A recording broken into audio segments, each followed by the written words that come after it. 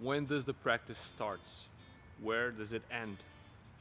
Does it start when you go into that door and inside the court? When you leave the court, do you stop practicing? This is a question that some of my players normally ask me, and I would say that the bottom line is this: you can practice inside and outside of the court.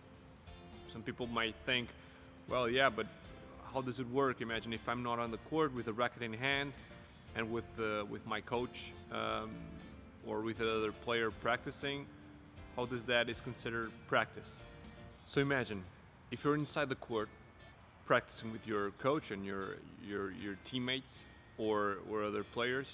I would say that that's easily considered practicing because you're actively practicing your strengths, maybe improving some of your physical aspects with reaction speed, reaction drills, with speed drills. But that's not over when you get off the court. When you're preparing a match outside of the court, putting your grip on or going through that checklist that I mentioned here in this video, all of these things that you do outside of the court are considered practice. Some people say that it's invisible practice. I don't know if I will call it invisible, but it's definitely practice. When you have a match or a practice session at 7 o'clock in the morning, if you go to bed early, you're already preparing your mind to that practice because you're setting your body into a shutdown possibly earlier in the night in order to prepare your match, in order to be fresh when you wake up in the next day. You have a match at 10. You do your warm-up, but before you get on the court, you like to do some drills just to get your fluids pumping, just to get activated. That ritual, those little exercises, talking with your coach before that match, this is all considered practice, okay?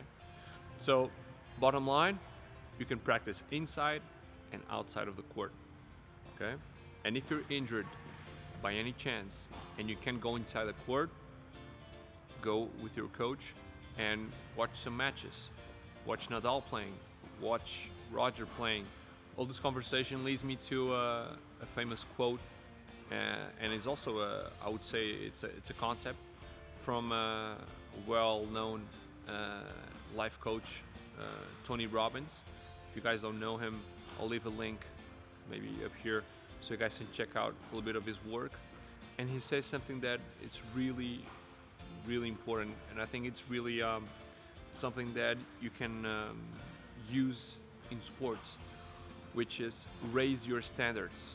Okay, you guys need to raise your standards, not only the way that you eat, the way that you practice, the way that you put yourself out there while practicing, the way that you ask your coach to push for you to be stronger, to be better, So just don't get satisfied with doing things at 80% or 70%. No, push yourself harder, raise your standards. If you want to improve in a certain technique, go out there, ask your coach how to improve that technique, work harder. This wraps up my video for today. I just wanted to talk this because I think it's important you guys to understand that you're not only restricted to practice inside of the court, okay? You can practice inside of the court and also outside of the court. I'd like you guys to engage in a discussion with your coach regarding this subject because I think that it's going to help you guys a lot. And don't forget, as Tony Robbins wisely put it, you guys need to raise your standards. Okay, if you want to be better, raise your standards. Don't eat junk food. Okay, eat something that is good for your body. Practice harder. Okay, ask more from the people that work with you, your coach, your mental coach, your nutritionist. I mean, everyone that works around you. Push them harder. But in order to do that, you also need to work hard. You also need to push yourself when you're out there in the court, when you're out there on the match. If you're losing, I don't know, set down and 5-2, don't give up, stay there. The other guy also feels the pressure. that's it for today. Hope you guys enjoyed this video. Please leave them comments down below.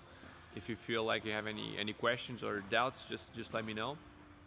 And if you want to be awesome, just hit that like button. I really appreciate it. Once again, thanks for watching, and keep on snacking.